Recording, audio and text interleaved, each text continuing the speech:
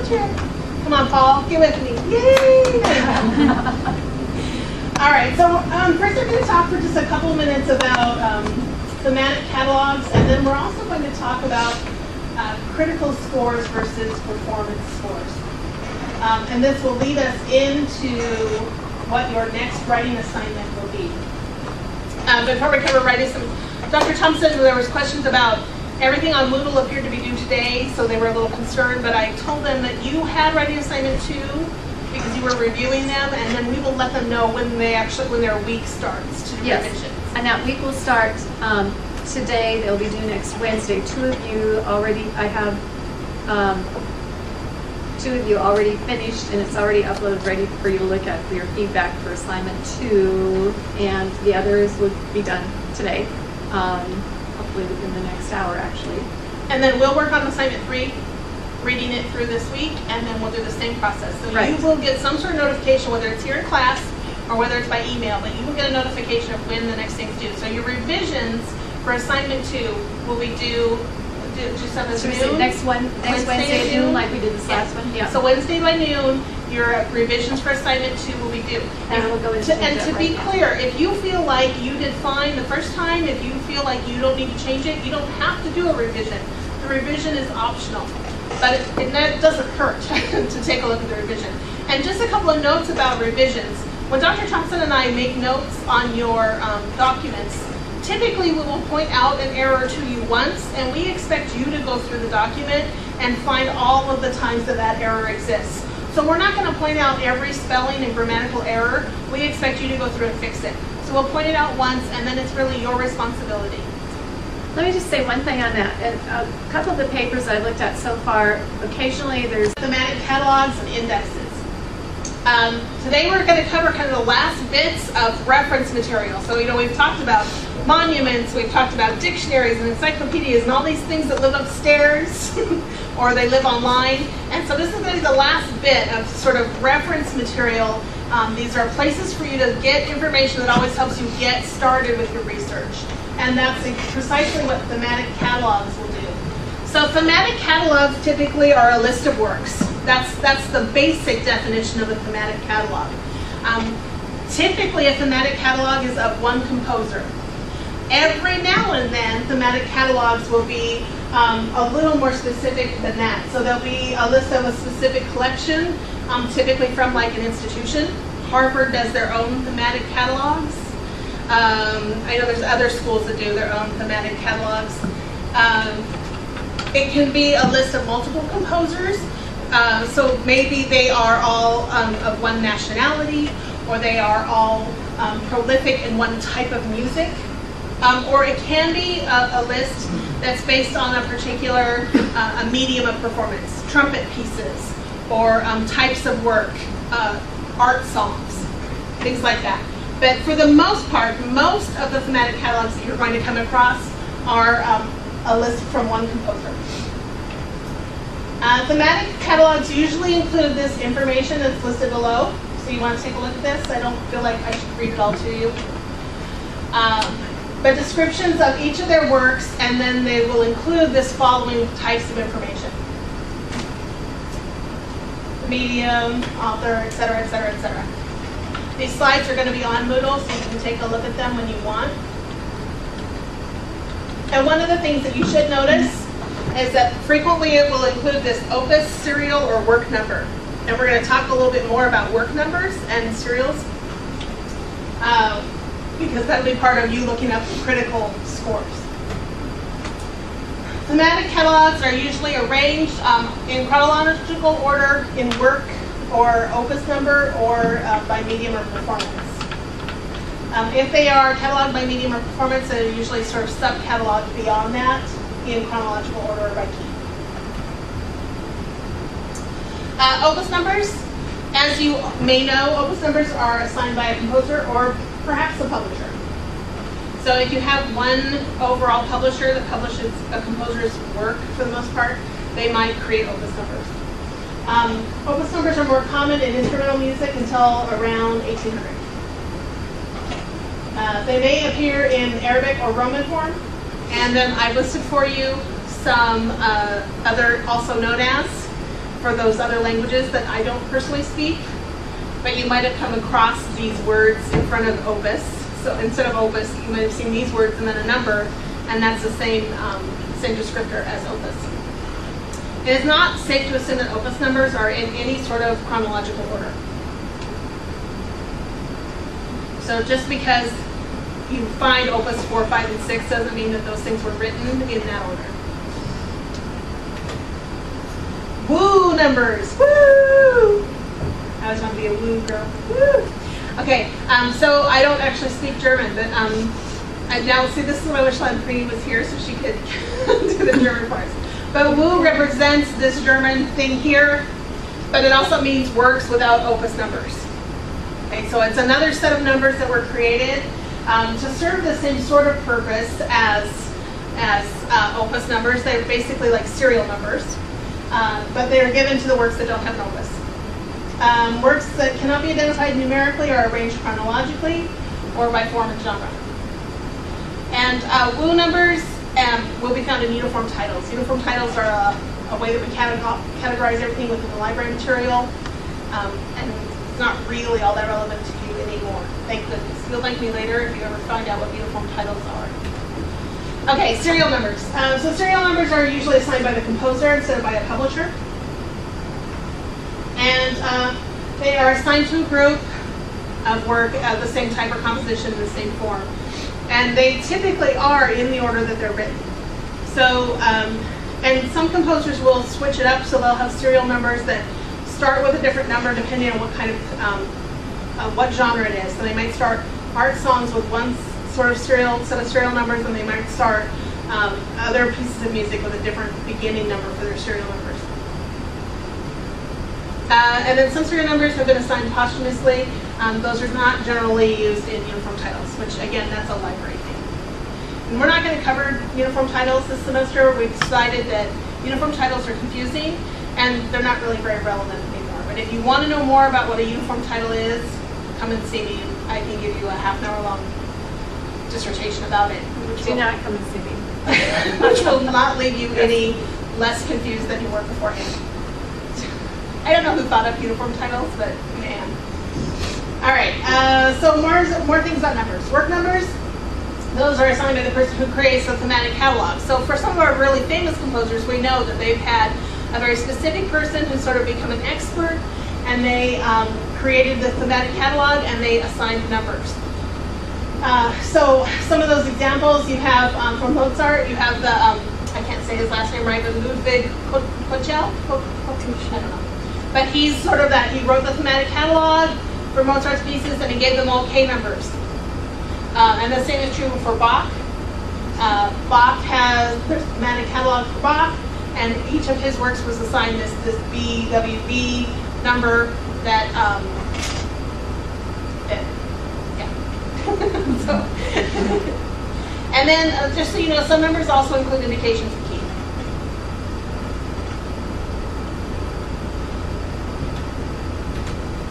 All right, so if you have questions about thematic catalogs, there is this great link here, and again, this will be on your slides, so you can see it. You can click on it and open up this page. This is through Alexander Street Press, and this is a list of thematic catalog numbers. You can go to a specific composer by the beginning letter of their last name. So here's Beethoven, and then here's information about the woo numbers and the H numbers. So the H numbers are assigned by Hess. Woo numbers were assigned by Kinsky. So these are two people who wrote thematic catalogs about Beethoven's work, and these are the kinds of numbers they assigned for his different pieces of work. So this is just a little index for you to take a look at. If you're trying to find out those pieces of information, this is one of those places for you to start. And pretty much all of our really big name composers are on this list. It's a pretty substantial list. Okay, so thematic catalogs are a great way for you to get pretty much a fairly good representation of a composer and hopefully their complete set of works. Now, you won't get a lot of information, you're just going to get the basics, right? The arrangement, the different instruments, the opus numbers, but you're not going to get a lot of, certainly not going to get any sort of real descriptions about them. Okay. So how do you think that thematic catalog might help you?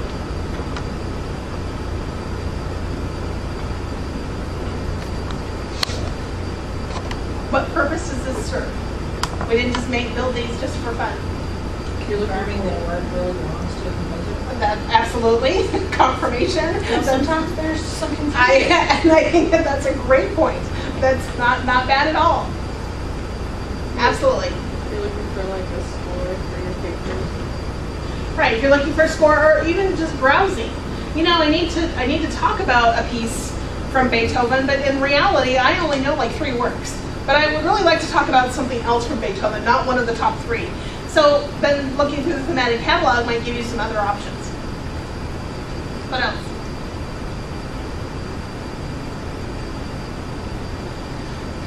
Having the thematic catalog help you with things like what key it's in and giving you these lists of numbers might also help you be able to find out other places that you can find it, right? Once you have this piece, then you can go and try to find the critical edition and look at the other scores, and right?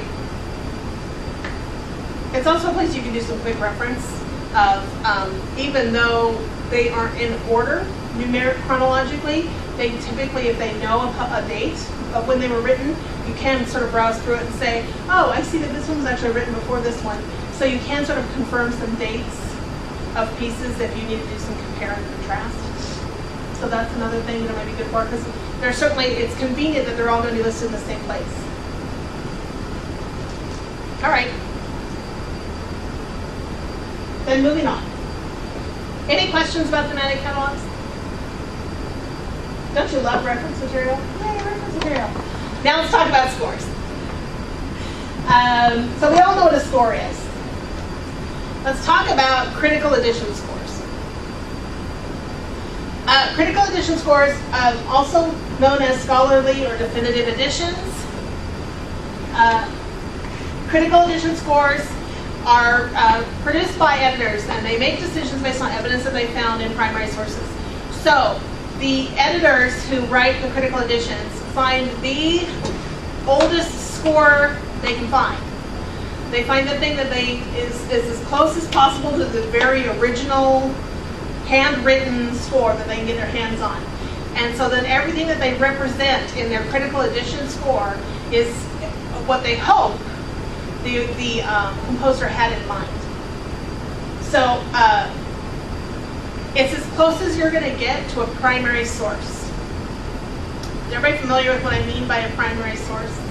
Okay, so a critical edition of the score is as close as you're going to get to the original piece of Mozart music that's hermetically sealed in a vault in Salzburg.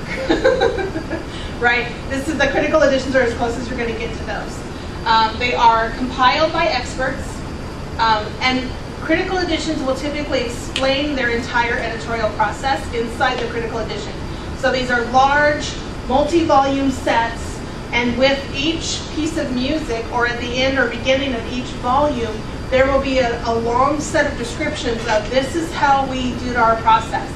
We went to these places and we found these editions, and then we know all of these things about Mozart because we are experts in Mozart, and therefore we feel qualified and confident that this is how he would have expressed this particular score. So they will always identify the sources that they used. And then they may include variant versions of passages in footnotes or appendices. So if they have seen multiple versions of a piece of Mozart, and they see that in one version there's this trill on this note at the end of, measure 52, but not in the other one, then they will make some sort of note of that for you in a footnote or an appendix. Okay. Now, performance editions of scores are the things that you guys are all very accustomed to. So performance editions of scores are playing scores or practical editions. Their size and format are built for performance. So, you'll have the ones that are spiral bound because you're going to use them for a performance. You have to be able to have them lie flat. And they are going to reflect the editor's judgment of how the song should be performed. So there will be editor's judgments about things like dynamics and tempo and which instruments should be used and what key is it even in. Was it transposed from whatever the original was? So a performance edition can wildly vary from a critical edition, depending on what the editor interprets and what they had in mind. Okay. And in this slide, there's just some information here about more information about critical scores versus performance scores. So if you want to take a look at this, I just gave you the citation so you would know where I found my information. You know, so I'm citing my resources. Okay. So now, the key question to all of this is, how does that apply to you? Isn't that always the key question? Sorry, I should have logged into Moodle before we started. Let me show you your next writing assignment.